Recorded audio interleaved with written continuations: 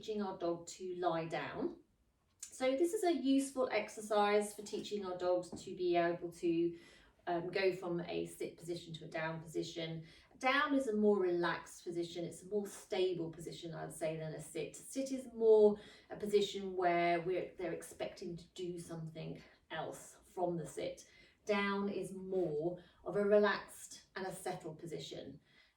So it's a useful position to, behaviour to teach your dogs. So the way we're going to do it to start with is we're going to be teaching it from the sit position, and we're going to be luring our dogs into the down. So when you're luring, you're going to lure with food, and you want to have your food in your hand between your thumb and your first finger. You want to make sure that you keep that food very close to their nose.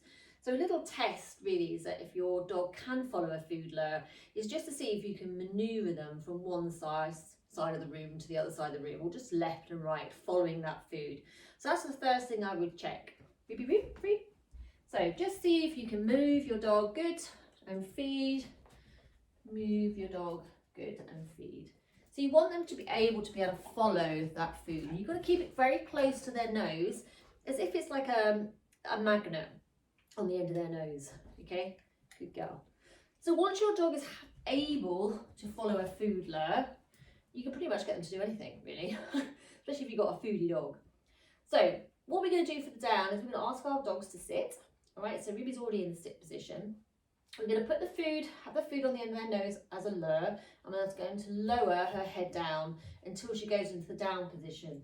Once she's in the down position, I'm going to click, and then I'm going to release my food. Are we ready, Ruby? Can we sit? So down position, click, and feed. Good girl. That's it. She's just going to do it a few times, luring. Okay? Food in front of the nose. Wait until she's in that down position. The bum pops up, you just put them back into the sit. Sit, please. Good. There we go. Good girl. Sit. So a few times with food until they get the idea. If the bum pops up, either you reposition them or just wait for them to flop that bum back down. Okay, sit. And what you want to be doing when you're luring is almost start changing that hand with the food in to become a bit of a hand signal.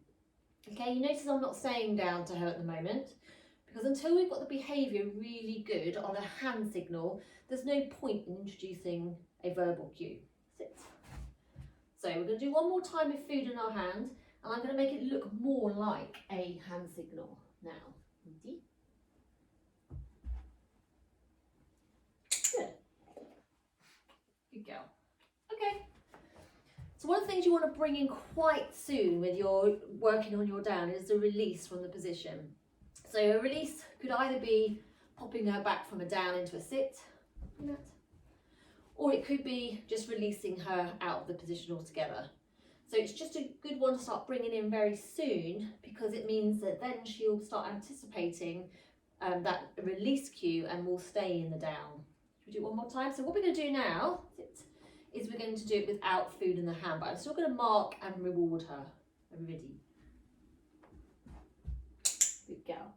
So you can see I made a very clear hand signal. Maybe sit.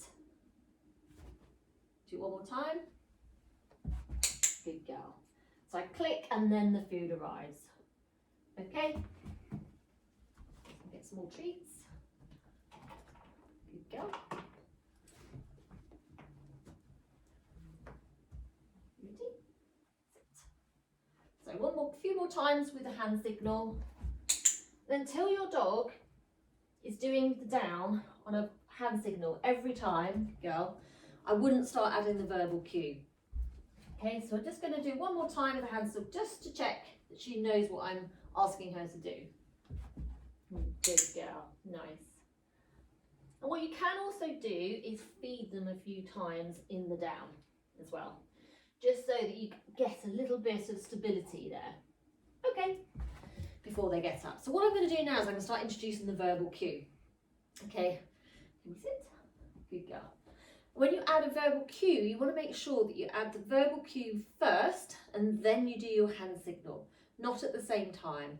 And that way you're pairing the verbal cue with the hand signal that they already know. So I'm just going to give you a little demo.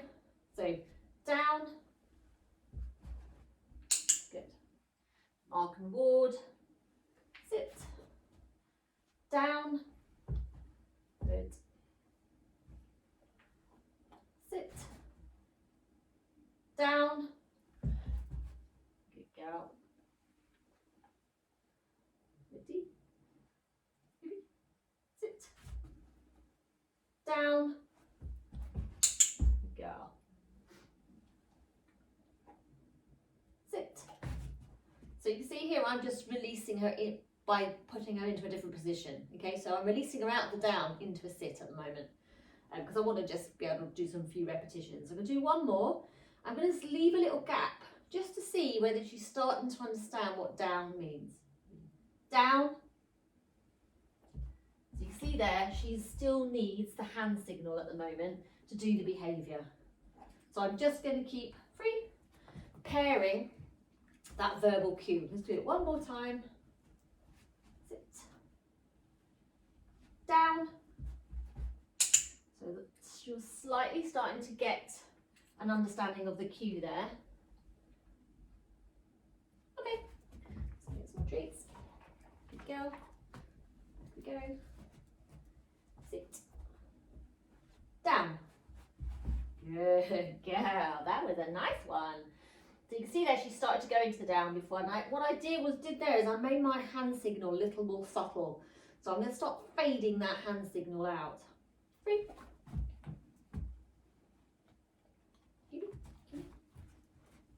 Sit. Down. Nice. That's a good one. Good girl.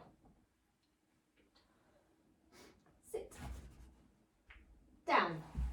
Nice, good girl. A bit late with my clicker there, got a bit excited because she actually responded to the verbal cue there. That was really nice. Good girl. Okay, free. Cool. Okay. Back on your mat. Good girl. So that's just a step-by-step process of how I teach a down. Pretty much how I teach any new behaviour really. Learning it first, developing a hand signal, and then adding a verbal cue. So have a little go at that, and we'll see you next time.